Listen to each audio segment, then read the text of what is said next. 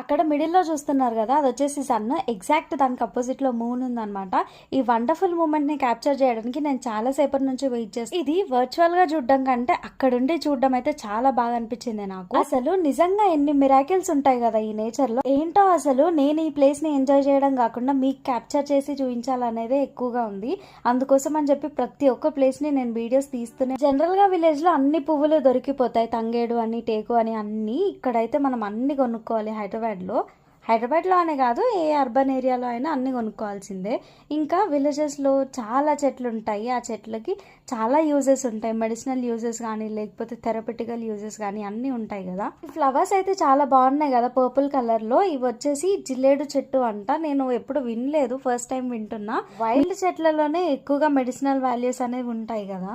ఇంకో amazing thing ఏంటంటే, ఇద్దరు పిల్లలు ఎడ్ల బండి మీద వెళ్తున్నారు అనమాట హ్యాపీగా. వాళ్ళే డ్రైవ్ చేసుకుంటూ. చూసారా? ఇలాంటి మరిన్ని